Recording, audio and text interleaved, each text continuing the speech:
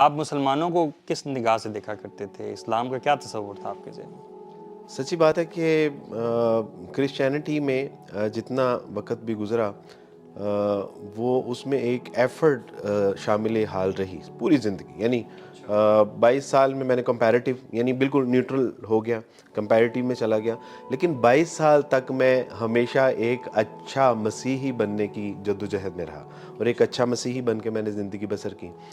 مسلمانوں کے بارے میں جو ہمارے تصورات تھے یا جو ہمیں بتایا جاتا تھا، سمجھایا جاتا تھا، سکھایا جاتا تھا، وہ یہ تھا کہ یہ ایک ایسے دین کے ماننے والے ہیں کہ جو ایک خود ساختہ دین ہے. محمد صلی اللہ علیہ وسلم کے بارے میں معاذ اللہ اللہ سبحانہ تعالیٰ ان لوگوں کو ہدایت عطا فرمائے، اور اگر ان کے ہدایت مقدر میں نہیں ہے تو اللہ ان کو ہلاک فرمائے.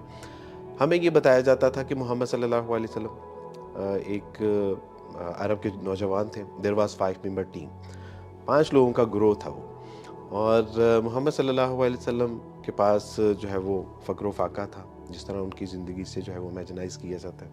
اور بتایا جاتا ہے کہ انہوں نے ایک جو ہے وہ پلان کیا کہ ہم ایک نئے مذہب کی، نئے دین کی بنیاد رکھیں گے، جبکہ وہاں پہ دین ابراہیم تو موجود تھا، لیکن انہوں نے ایک نئے سلسلے کا آغاز کیا. اس کے ساتھ جو لوگ تھے، ابو بکر صدیق تھے، علی رضی اللہ تعالیٰ، ورقہ بن نوفل، خدیجہ رضی اللہ تعالیٰ عنہ، اور آپ صلی اللہ علیہ وسلم.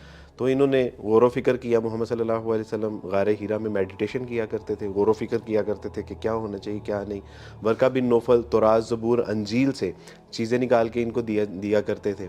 ابو بکر صدیق اسفار کیا کرتے تھے، اور جو وہاں کی علاقائی کہانیاں جو ہوتی تھیں ان کو لاتے اور اس میں ایڈ آن کرتے رہتے. تو کرتے کرتے انہوں نے ایک بک کمپائل کی، اس کا نام انہوں نے رکھا قرآن. وہ کہا کہ دس از دا ڈیوائن گائیڈنس. اس کے بعد انہوں نے جو ہے وہ دیگر ممالک کے اوپر حملے کرنے شروع کر دی، اور وہاں سے جو لوٹ مار کا مال ہوتا تھا اس کو انہوں نے کہا کہ دس از دا مال غنیمت.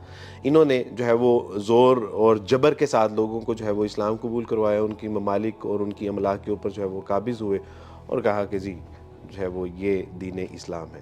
اب ہمیں بالکل بچپن میں یہ چیزیں ہمارے ذہنوں میں پینیٹریٹ کی جاتی تھیں، ٹیکنیکلی ہمیں بتایا جاتا تھا، پڑھایا جاتا تھا، سکھایا جاتا تھا. سنڈے اسکول ہوتا ہے آپ کا اللہ کے ساتھ، خدا کے ساتھ ایک کنیکشن ڈیولپ کرنے کے لیے، اور اس سنڈے اسکول میں ہمیں یہ ساری چیزیں